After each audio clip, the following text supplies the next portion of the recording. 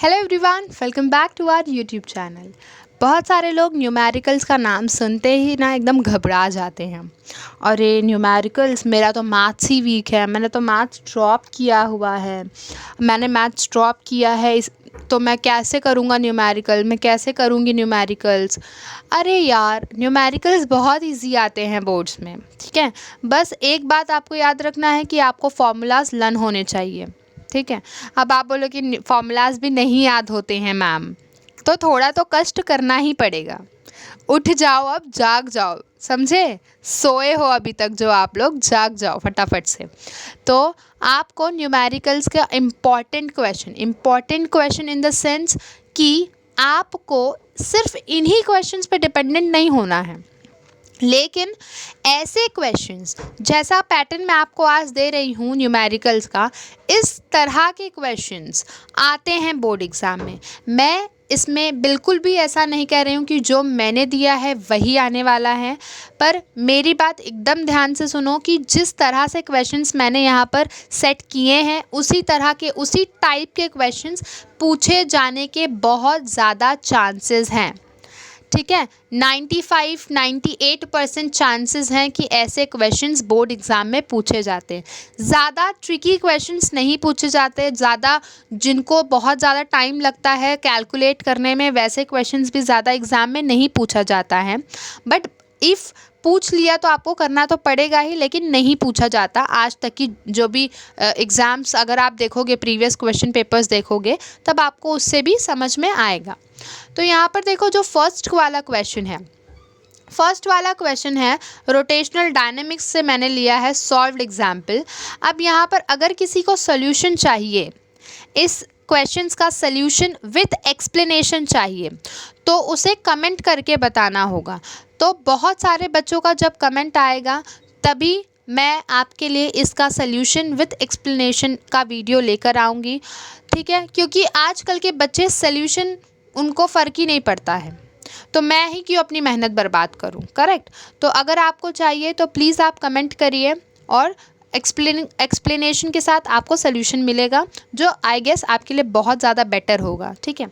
सो numericals में आपको पहला जो मैंने यहाँ पर न्यूमेरिकल लिखा है वो कैसा है, a motorcyclist is to be, वो जो मोटरसाइकिलिस्ट है, to be treated as a point mass is to undertake horizontal circle inside the cylindrical wall of a well of inner radius। यहाँ पर देखो, नीचे देखो क्या आपको कैलकुलेट करना है, calculate the minimum speed and frequency. तो ऐसे क्वेश्चंस आपको आ सकते हैं कि मिनिमम स्पीड और फ्रीक्वेंसी कैलकुलेट करनी है और डाटा शायद कुछ और दिया हो, कैलकुलेट शायद सेम करना हो, ठीक है। तो ऐसे क्वेश्चंस आपको आ सकते हैं मोस्ट प्रोबेबली। सेकेंड क्वेश्चन भी रोटेशनल डायनेमिक्स से है। यहाँ पे आप डाटा पढ़ो, देखो कितना इजी दिया है, पूरा फॉर्मूला बेस्ड क्वेश्चंस हैं। सारे के सारे जो क्वेश्चंस हैं ना, वो फॉर्मूला बेस्ड क्वेश्चंस हैं। अगर आपको फॉर्मूला आता है तो आप इजीली कर सकते हो, ठीक है। तो यहाँ पर देखो, determine the speed limit with 10% margin. यहाँ पर क्या पूछा है कि स्पीड लिमिट आपको डिटरमाइन करनी है 10% मार्जिन के हिसाब से। तो यहाँ पर अगर आपको फॉर्मूला याद होगा तो मिनिमम स्पीड और मैक्सिमम स्पीड का, तो आप इजीली इसको सॉल्व कर सकते हो और थोड़ा भी हार्ड कैलकुलेशन नहीं है, ठीक है। आपको लॉग की भी ज़रूरत नहीं पड़ती है इवन।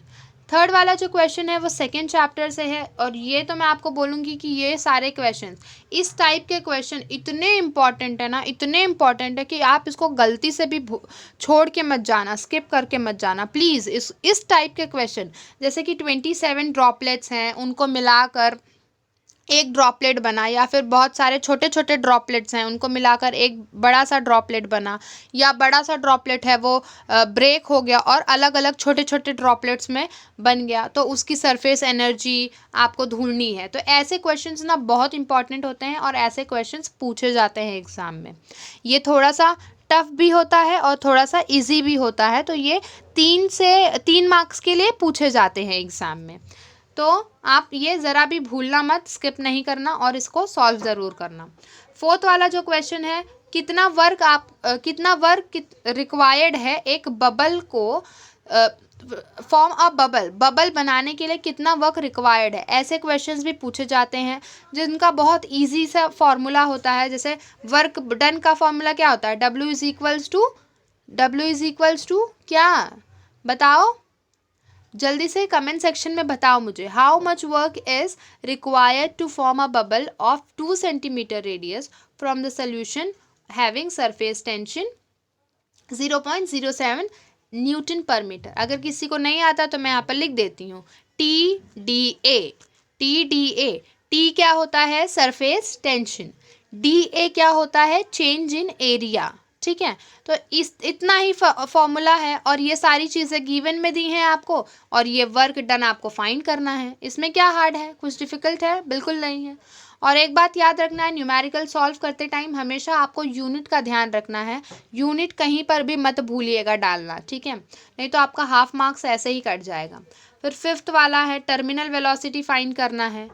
फिर 6th वाला है जो 3rd चैप्टर से है, ये जो 6th वाला है calculate the energy radiated in 1 minute. ये बहुत ही ज़्यादा प्यारा और फेवरेट क्वेश्चन होता है बोर्ड्स वालों का।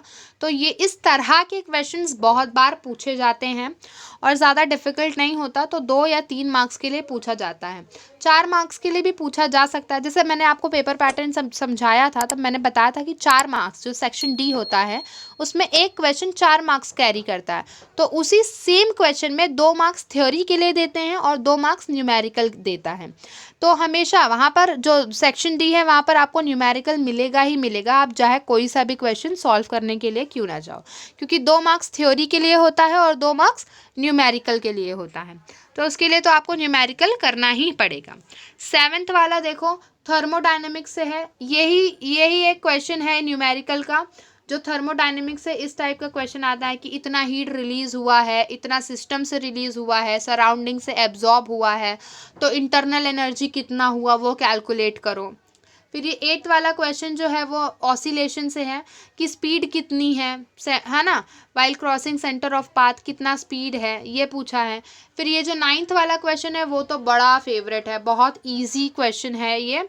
आपको सिर्फ फ्रीक्वेंसी निकालनी है और पीरियड निकालना है। ये वाला तो आपको एकदम इजी लगता होगा, ठीक है, नहीं लगता है तो आप कमेंट करो, सोल्यूशन विथ एक्सप्लेनेशन मैं दूंगी, और आई होप कि मेरे एक्सप्लेनेशन से आपको इजी लगने लगेगा हर एक चीज़, ठीक है।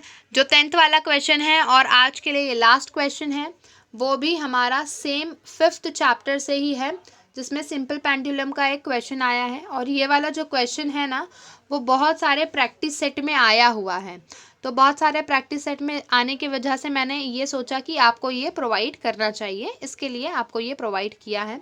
तो ये भी रीस्टोरिंग फोर्स बहुत बार पूछा जाता है एग्ज़ाम में। जैसे मैंने बताया सेक्शन डी में वो 2-2 मार्क्स करके 2 मार्क्स का न्यूमेरिकल रहता है, तो उसमें ये सारी चीज़ें पूछ ली जाती हैं, ठीक है। और या फिर 2 या 3 मार्क्स के लिए भी पूछा जा सकता है, क्योंकि इतना ये लेंथी नहीं होता है ये, और इजीली आप इसको विथआउट लॉग बुक भी कैलकुलेट कर सकते हो, ठीक है। So these are very few important questions. सो आप इन सारे क्वेश्चंस को अच्छे से प्रिपेयर करो, ऐसे रिलेटेड क्वेश्चंस के लिए भी माइंडसेट तैयार रखो एक अच्छा, और आपका एग्ज़ाम बहुत अच्छा जाएगा। और हमारे वीडियो को सपोर्ट करते रहो, हम भी आपकी हर तरह से मदद करने की कोशिश कर रहे हैं। सो इसीलिए अगर सब्सक्राइब नहीं किया है तो सब्सक्राइब कर दीजिए, फ्रेंड्स को भी शेयर कर दीजिए, वीडियो पसंद आई हो तो लाइक कर दीजिए, कमेंट करना ना भूलें अगर आपको सोल्यूशन विद एक्सप्लेनेशन चाहिए।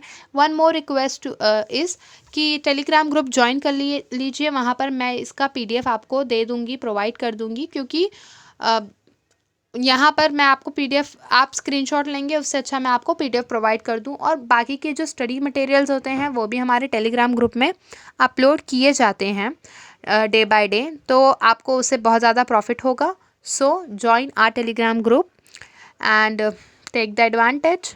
सो all the best, stay tuned, thank you.